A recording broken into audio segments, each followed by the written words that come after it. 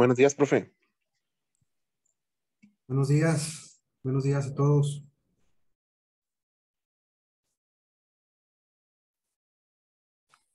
Buen día. No se les olvide poner presente en el chat, por favor. Oiga, profe, yo tengo una duda. Dígame. Es respecto a la calificación del examen. Sí, ¿La calificación que nos puso en el Classroom es la calificación de la unidad o es la calificación del examen? es la calificación de la unidad. Ya están incluidos los puntos por asistencia. Ok, muchas gracias, profe. Les mandé la revisión. Si tienen alguna duda o alguna aclaración que hacer con respecto a la revisión, adelante. Está completamente abierta la opción para hacer revisión de examen. Y en el mensaje que les mandé a través de Classroom, donde les indico que la calificación consta de la calificación parcial del examen más los puntos por asistencia, ahí les puse la calificación que tendrían en la unidad. Recuerden que el examen tiene un valor del 80% de la calificación total y la asistencia un 20%.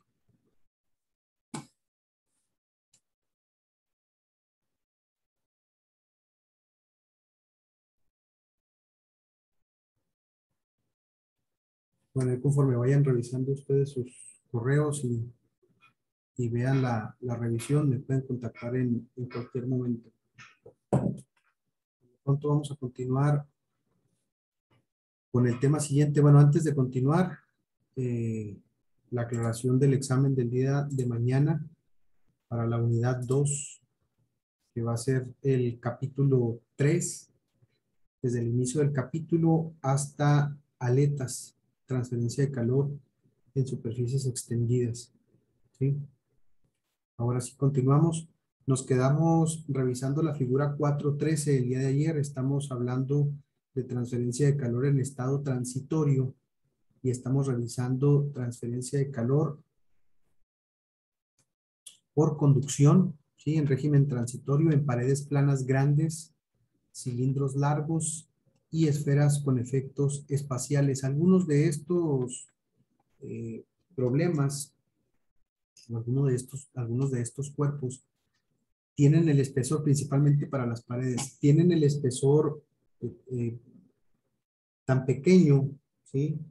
O de un tamaño tal que cuando se hace el cálculo del número de Debiot pueden catalogarse como sistemas concentrados, dado que el número de Debiot puede resultar menor a 0.1. Sin embargo, por el hecho de tratarse de cuerpos grandes, se resuelve por las herramientas que vamos a ver a continuación, ¿sí?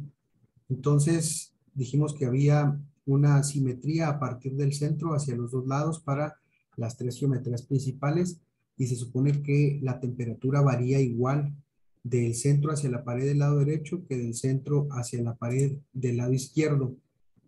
Aquí en esta figura 4.13 veíamos cómo está un cuerpo en proceso de enfriamiento, parte de una temperatura inicial mucho más alta que la temperatura del medio.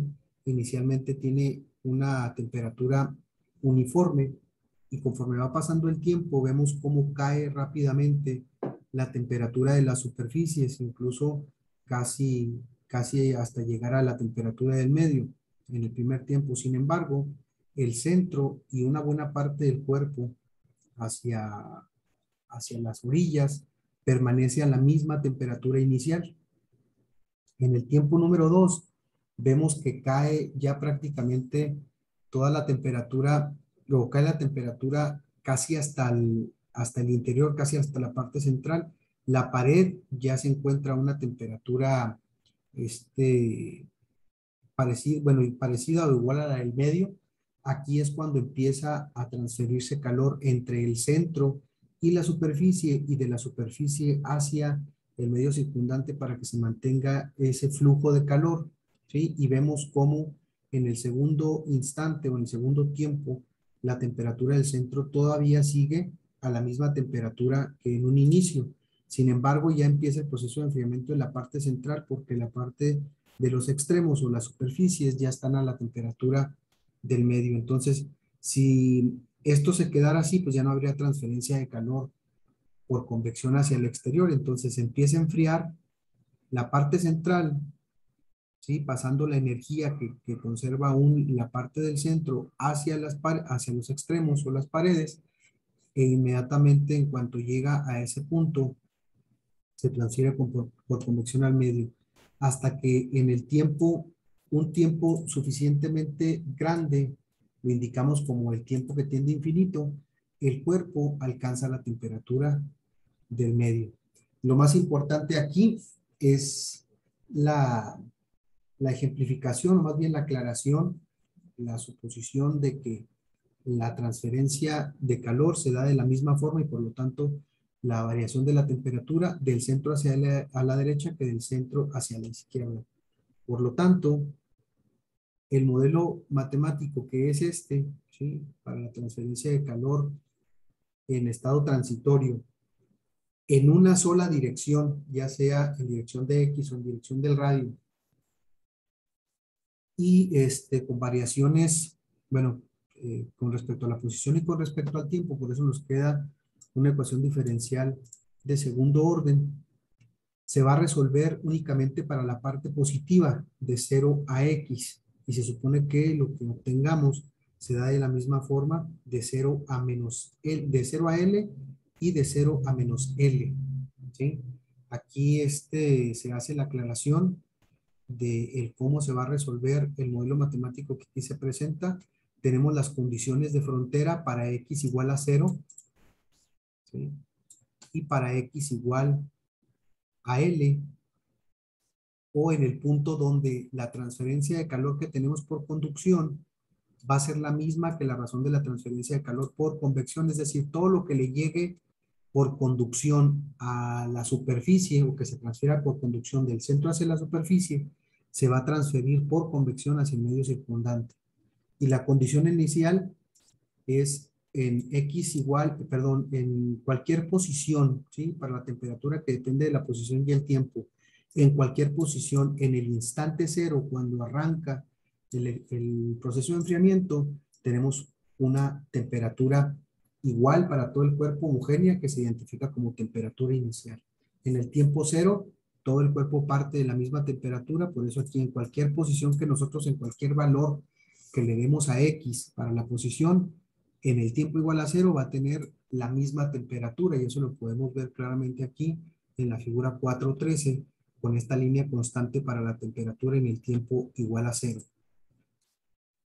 Entonces, esto básicamente nos indica o nos va comentando cuáles son las dificultades que se tiene para la solución de ese modelo matemático. Para empezar, son muchas variables y se complica la solución. Entonces, ¿qué es lo que se hace para simplificar esa solución? Se hacen cambios de variable, se empiezan a involucrar algunas de las variables como el tiempo y la difusividad térmica en una variable de tiempo adimensional que se llama número de Fourier, o la posición con la longitud o con el lapso completo o el segmento completo de 0 hasta L en un número dimensional que se llama posición adimensional. ¿Sí? Aquí están en la parte de abajo. Esta fórmula, jóvenes, que está aquí, escríbanla porque les puede hacer falta. Esa variable se le llama difusividad térmica. No hay que confundirla con la variable de absortividad en el caso de la ecuación de radiación, ¿sí? Es la misma letra alfa, pero esta toma el sentido de la difusividad térmica y es análoga a la viscosidad cinemática. Tiene las mismas unidades, metros cuadrados por segundo. Entonces, la difusividad térmica se puede obtener con esta relación de variables: conductividad térmica sobre densidad por el calor específico. Anótenla porque no viene en los formularios de aquí del libro y sí se puede utilizar. En ocasiones no contamos en la tabla o en las tablas con el valor de la difusividad térmica. Para algunos casos sí, para otros no. Entonces hay que calcularla a partir de la conductividad térmica, de la densidad y del calor específico, ¿sí?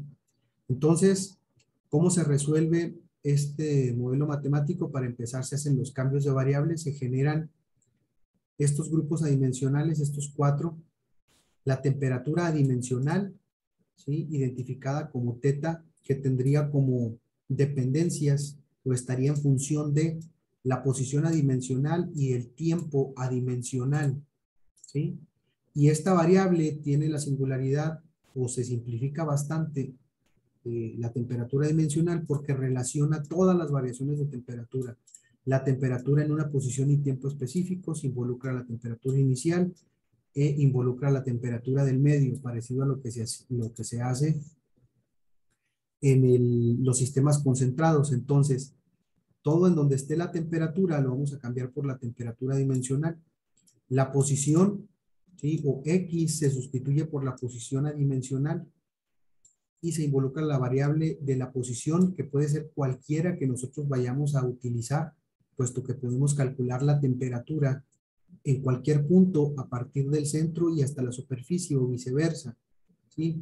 Si este segmento de 0 a L vale 2 centímetros, por ejemplo, nosotros con estas fórmulas somos capaces o seremos capaces de calcular la temperatura a la mitad del segmento. Entonces se le asigna un valor a X y se obtiene el valor de la temperatura para ese punto.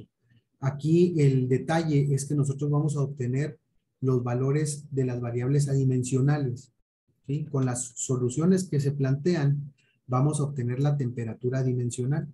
Y una vez que tenemos la temperatura adimensional, obtendremos la temperatura específica para una posición y tiempo dados. Entonces, se simplifica la temperatura, se simplifica la posición, se simplifican los efectos de convección y conducción, utilizando el número de Biot, ¿sí? Como grupo adimensional, y se simplifica o se unen la difusividad térmica, el tiempo y el espesor para formar la variable adimensional del tiempo, ¿sí? O tiempo adimensional, que también se llama número de Fourier. No hay que confundirlo ahí con la ecuación de Fourier para la transferencia de calor por conducción. Entonces se reescribe el modelo matemático, se reescriben también las condiciones de frontera, ¿sí? Las condiciones iniciales, y de la solución de ese modelo matemático, aquí explica a grandes rasgos cómo se va desarrollando la solución del modelo matemático. Se utilizan algunas herramientas auxiliares como los valores de lambda que vamos a ver por aquí, ¿sí? Estos valores que hacen que converja la solución de la función para obtener una solución analítica.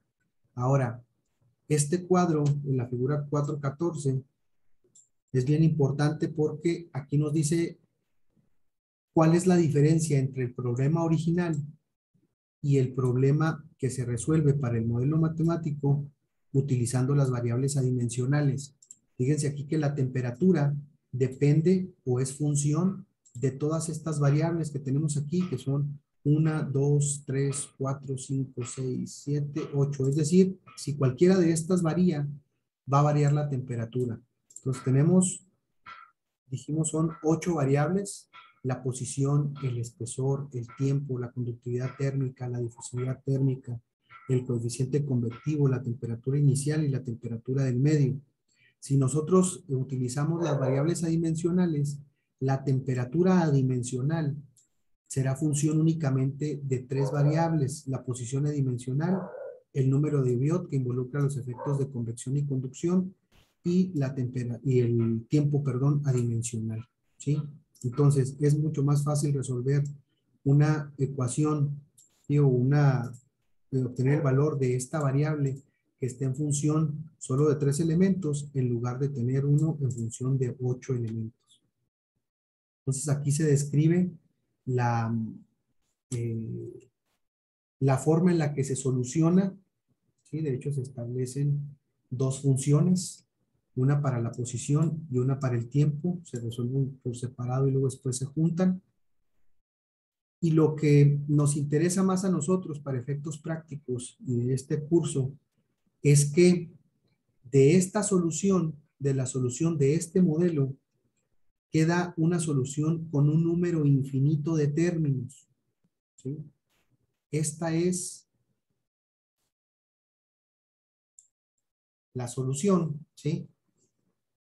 Para la temperatura desde n igual a 1 hasta infinito, es decir, desde el primer término, donde este coeficiente constante va a tomar un valor cuando n es igual a 1 para el primer término, otro valor para el segundo término, otro valor para el tercer término, ¿sí? El valor de lambda también va a tener un valor para el primer término, otro valor para el segundo término, y así hasta que se complete, bueno, hasta el total de elementos de la serie infinita que da la solución. Y la suma de todos esos elementos, como lo indica aquí, la ecuación daría la solución exacta para la temperatura adimensional. Pero resulta que no es práctico aplicar la solución completa. Imagínense estar obteniendo la solución para un número infinito de términos, ¿sí? Con la finalidad de obtener el valor exacto de la temperatura dimensional, a partir del cual obtendremos el valor de la temperatura específica. Entonces, el autor nos dice, no es necesario tomar en cuenta todos los términos de la serie, ¿sí?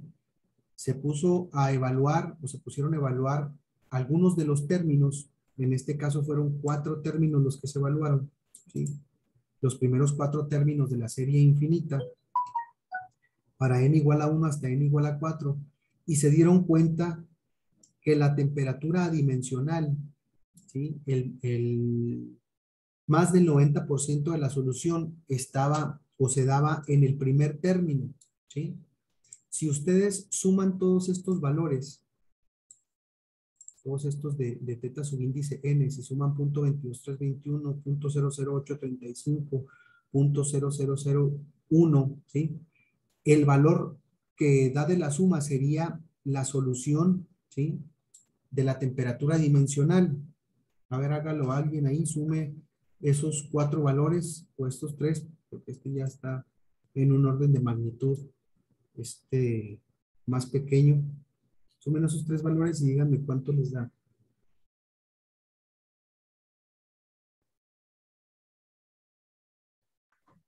.23157. Ok, 0.23157. Anótelo porque voy a pedirle que me apoye con otra operación.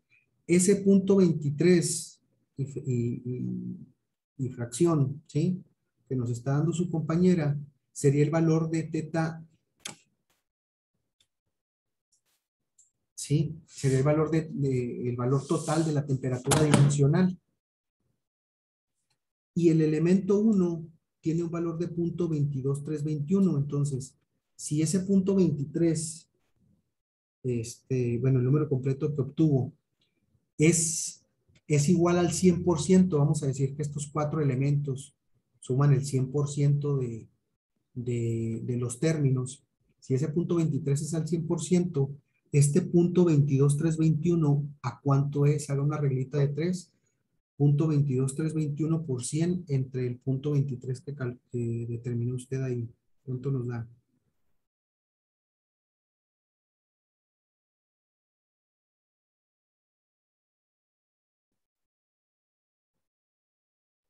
$96.35. 96.35. Quiere decir que si nosotros resolvemos nada más el primer elemento de la serie, obtenemos el 96.35% de la solución. Entonces no tendría caso perder tiempo en calcular el segundo, el tercero, el cuarto, el quinto y así sucesivamente de los elementos de la serie infinita, ¿sí?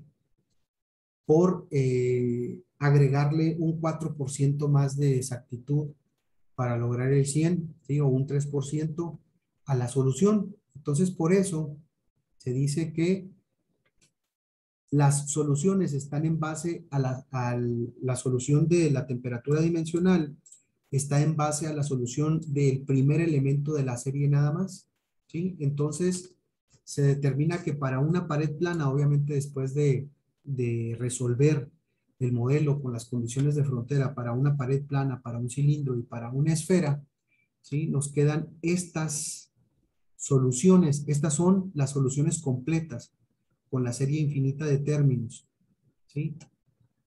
Y una vez que se analiza y se determina que el primer elemento de la serie es el que nos da prácticamente o más del 95% de la solución, se plantean estas 6 ecuaciones que vienen aquí a continuación. Estas, por decirlo de alguna forma, estas son las buenas, jóvenes.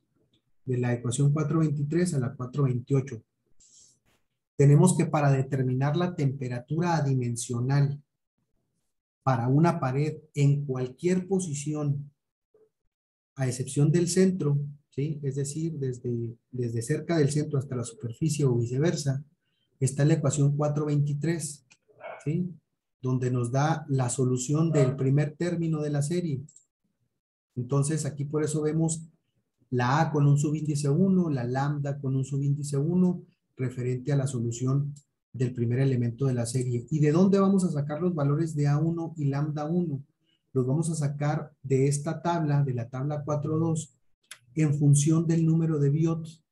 Vamos a tener, ya que aprovechamos o ya que se calculó el número de Biot para determinar si el sistema es concentrado o no, en estos casos el número de Biot va a ser mayor a 0.1. Bueno, aquí tenemos números de Biot menores a 0.1 por el hecho de que algunos cuerpos, como les comentaba, en el caso de principalmente de las paredes, que tienen un espesor pequeño, el número de Biot puede quedar menor al valor criterio.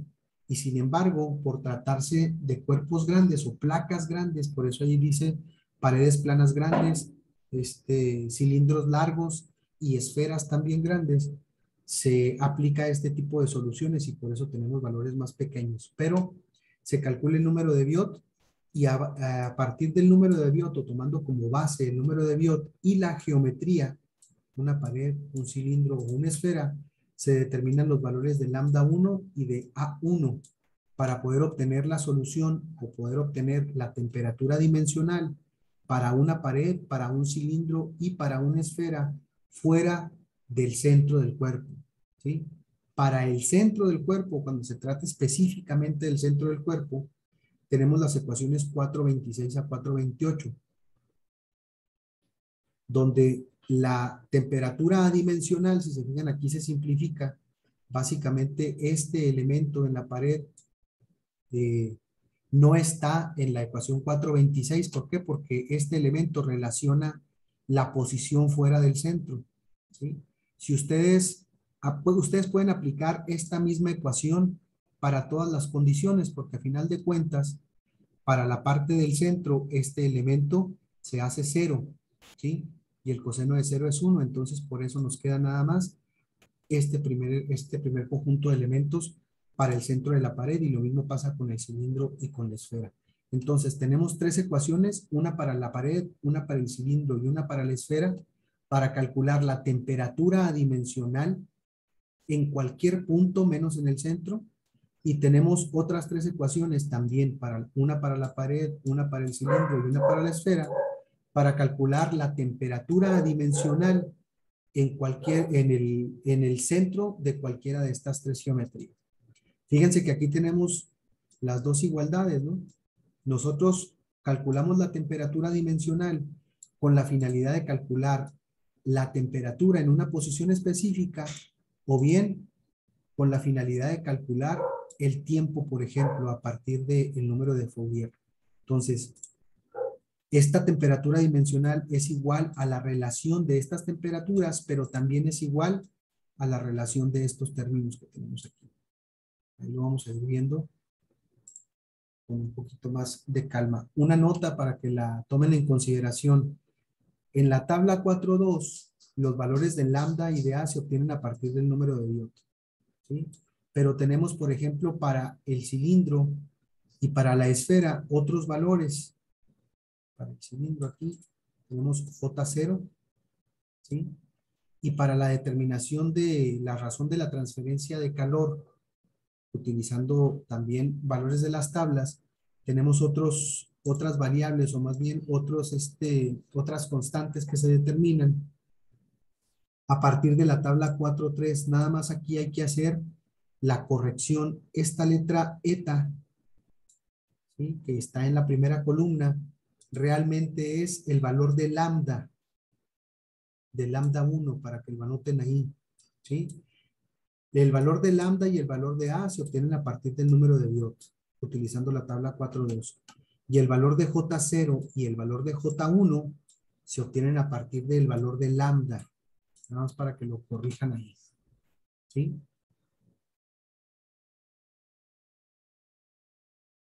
En los gráficos de Heisler que vamos a ver a continuación, bueno, tenemos la solución analítica que es esta para la temperatura dimensional y tenemos otra herramienta que son los gráficos de Heisler. Nos vamos a dar cuenta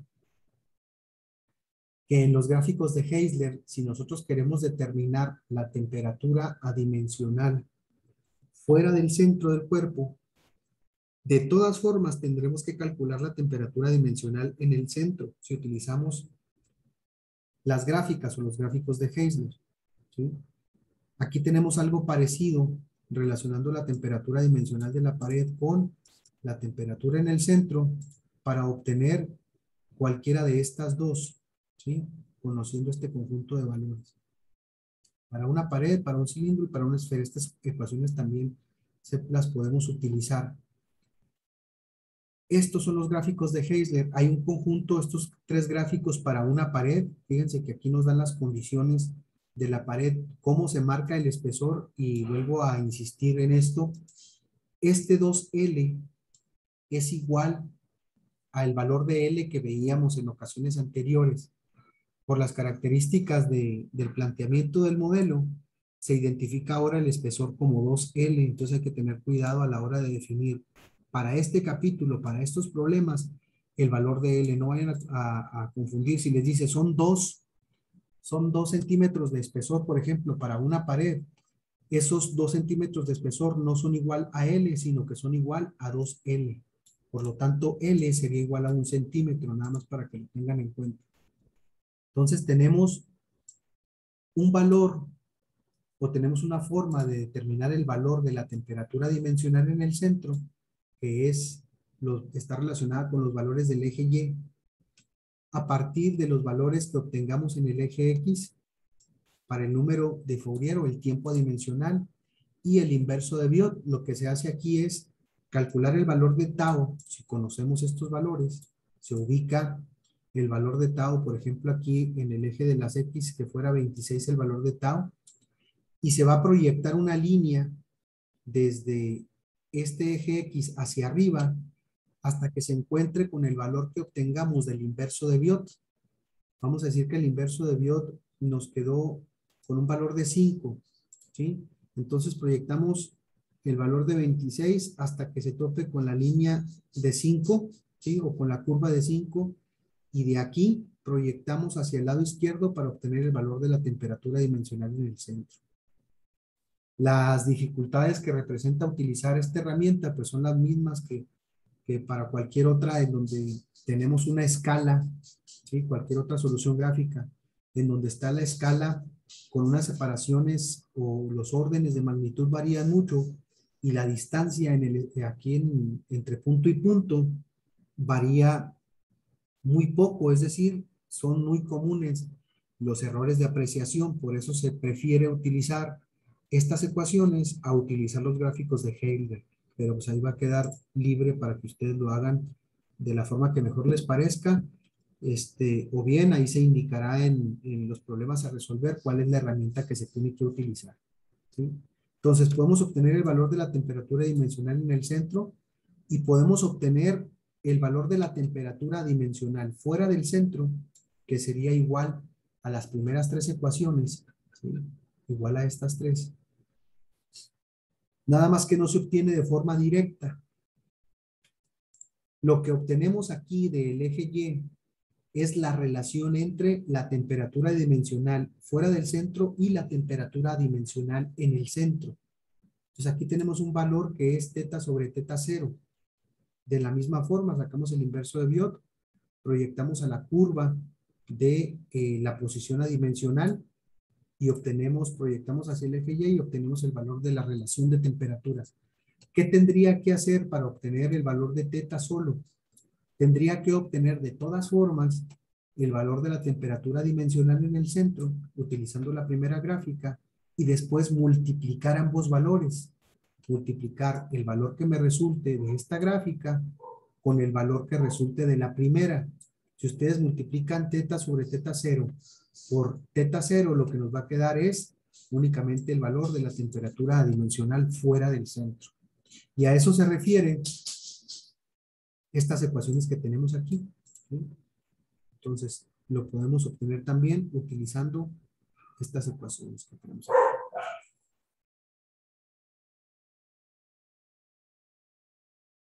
Aquí tenemos los gráficos para la pared.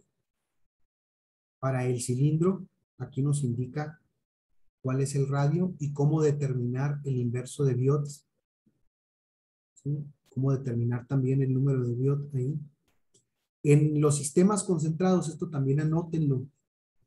En los sistemas concentrados, el número de Biot se determina en cuestiones de geometría a partir de la longitud característica, ¿sí? Biot es igual a HLC sobre K, coeficiente convectivo por longitud característica sobre conductividad térmica, donde la longitud característica es 1/6 del diámetro para una esfera y 1/4 del diámetro para un cilindro. En el caso de los sistemas no concentrados, el número de Biot se calcula únicamente con el radio. En lugar de LC va a ser el radio del cilindro o de la esfera. La forma de trabajar para obtener la temperatura dimensional en el centro o fuera del centro es la misma. También lo vamos a revisar, ¿sí? Y tenemos finalmente las ecuaciones para la esfera. También tenemos el gráfico para obtener la relación de calor real y calor máximo, ¿sí?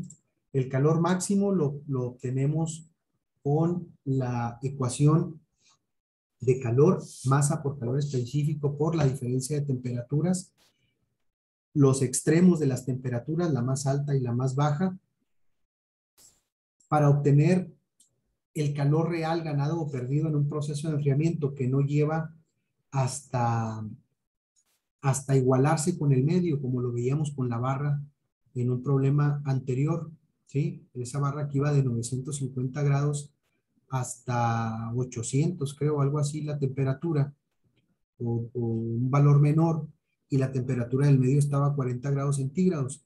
La razón de o el calor máximo, perdón, el calor máximo perdido para esa diferencia de temperaturas que iba de 900 a 40, ¿sí? Lo obtenemos, ese sería el calor máximo.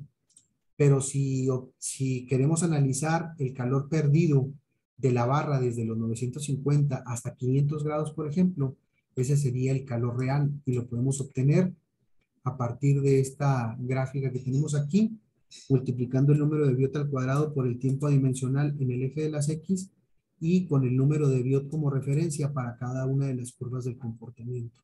También se proyecta el valor del eje X hacia la curva y de la curva se proyecta hacia el eje Y y obtenemos la relación de los calores real y máximo en un proceso de enfriamiento o calentamiento para la pared, para un cilindro y para una esfera. Finalmente, aparte de los valores que tenemos aquí, de las ecuaciones, perdón, aparte de estas 6 ecuaciones que tenemos para las temperaturas adimensionales, en el centro tenemos ecuaciones para determinar el calor, ¿sí?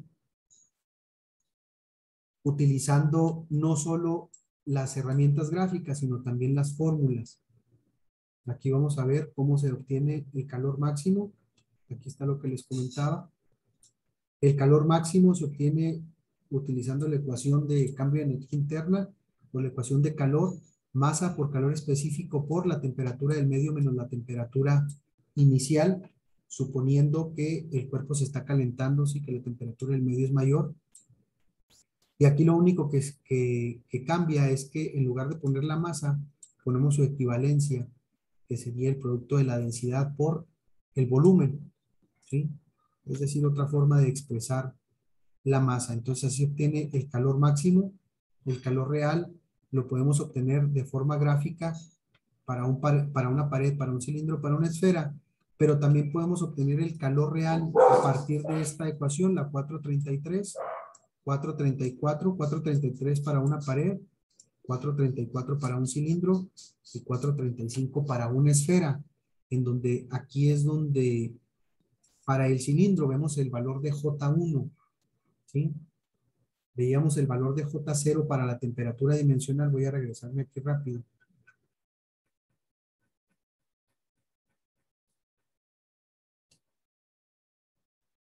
Aquí está J0 y ese lo obtenemos de la tabla 4.3, tomando como referencia el valor del lambda. Que no se les olvide eso, que no se les olvide corregirlo.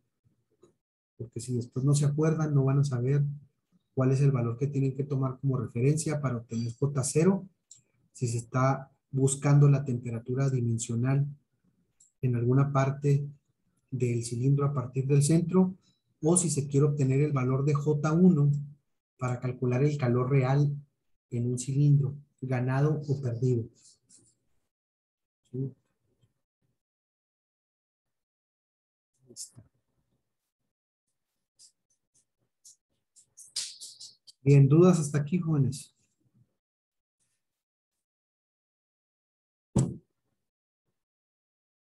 Tenemos entonces transferencia de calor en estado transitorio, en la que hay variaciones tanto con respecto a la posición como con respecto al tiempo.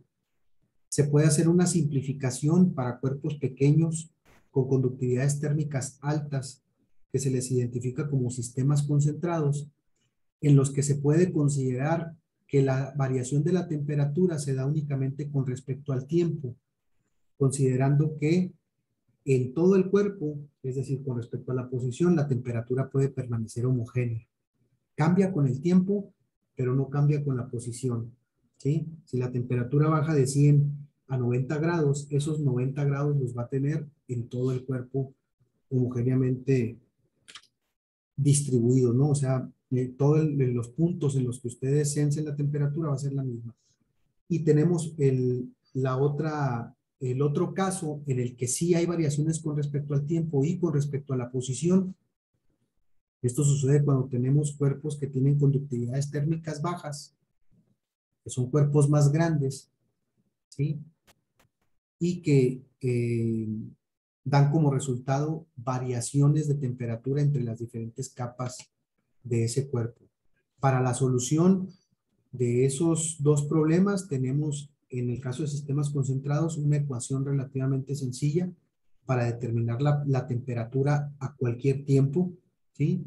Y para los sistemas no concentrados tenemos 6 ecuaciones, 2 ecuaciones por cada configuración, 2 ecuaciones para la pared, 2 ecuaciones para un cilindro y 2 ecuaciones para una esfera.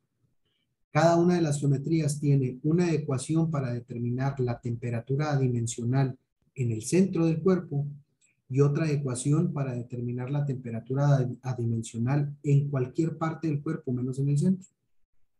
Lo mismo para una pared, lo mismo para un cilindro y lo mismo para una esfera. Tenemos también 3 ecuaciones para determinar el calor real absorbido o emitido a partir de un cuerpo, ¿sí? Que son las ecuaciones 433 a 430.